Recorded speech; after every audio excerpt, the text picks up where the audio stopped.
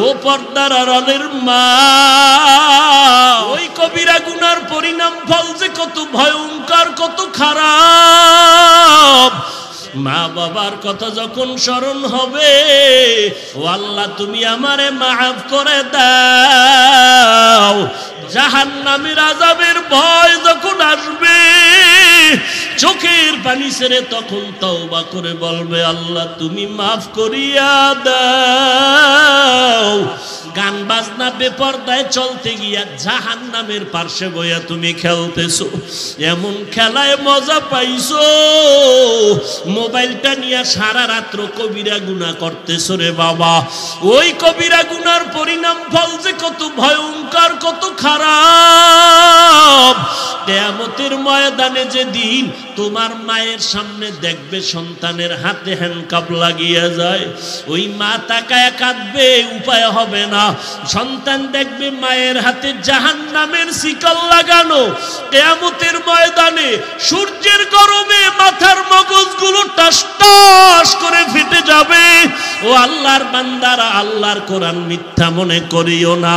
আলেম ওলামারা এই জন্য পাও দইরা দইরা ডাকে বাবা জাহান্নাম থেকে ফিরিয়া আসো। তোমরা খেলার মজা পাইয়া আলেমরে গালি দাও, গালি দিলেও কিছু করার নাই। আল্লাহর ভয় ওলামায়ে কেরাম কথা বন্ধ করে না। ও পর্দার আড়ালের মা,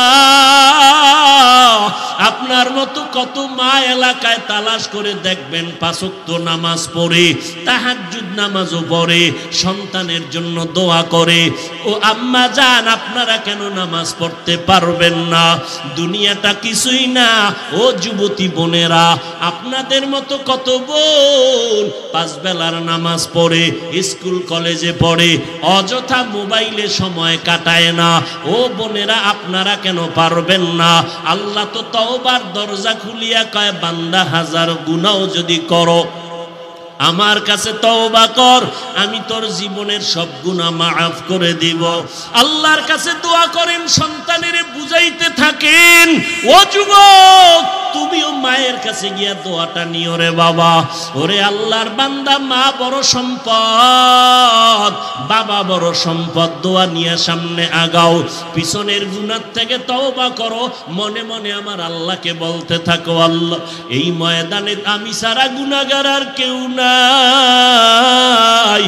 আমার গুনার খবর আমার মা জানে না, আমার ভাই বোন আপনজনেরা কেউ জানে না। গুনাহ করতে করতে আজ দেখি আমার হাত দুইটা বড় নাপাক। গুনার কারণে আমার চোখ নাপাক, আমার জিহ্বা নাপাক, আমার অন্তর নাপাক। আমার গুনার খবর যদি আমার মা বাবা ভাই বোনেরা জানতো, কেউ আমারে সম্মানের সাথে দেখতো না। ও আল্লাহ, তুমি তো জানো আমি কোথায় কোথায় কোন দিন এই হাতের দ্বারা কত অন্যায় করেছি, চোখের দ্বারা কত অন্যায় করেছি, জবানের দ্বারা কত গীবত শিকায়াত করিয়া অন্যায় করেছি। ও আল্লাহ, আজকে এই জমিনের মধ্যে বৈশা তওবার নিয়ত করলাম। হায়াতের মালিক তুমি আল্লাহ, রিজিকের মালিক তুমি, ইজ্জতের মালিক তুমি। আজকে থেকে আর নামাজ ছাড়বো না, আর বেপরদায় চলবো না, দাড়ি কাটবো না, মা বাবারে আর কোনো দিন কষ্ট দিয়ে কাঁদাবো না। উলামায়ে কেরামের পরামর্শ নিয়ে চলবো, দেশ ও জাতির বিরুদ্ধে কোনো ষড়যন্ত্র করব না, নবীর তরিকায় চলবো, মা বাবার দোয়া নিয়ে চলবো, আর কোনো দিন গুনার কাছেও যাব না। ও আল্লাহ, তুমি আমারে মাফ করে দাও। তবে সবার কপালে তওবা নসিব হবে না। 13টা বছর নবীজিকে দেখলো, বয়ান শুনলো, এরপরেও কালেমা পড়লো না। আবু জাহাল আর ওমরের মতো বান্দা তরবারি নিয়ে নবীর গর্দান কাটতে আসিয়া কালেমা পড়িয়া ফেললো, মুসলমান হয়ে গেল। এই জমিনে কিয়ামত পর্যন্ত আবু জাহালের মতো শক্ত অন্তরওয়ালা কিছু মানুষ থাকবে। হাজারো বয়ানে তাদের দিলটা নরম হবে না, তওবাও করতে চাইবে না, বরং বয়ানের পরে বাইরে গিয়া সমালোচনা করে গুনার পাল্লা ভারী করবে। আর এক দল থাকবে ওমরের মতো অন্তরওয়ালা, গুনার পাহাড় নিয়ে ময়দানে দুইটা হঠাৎ মরণের কথা স্মরণ হয়ে যাবে।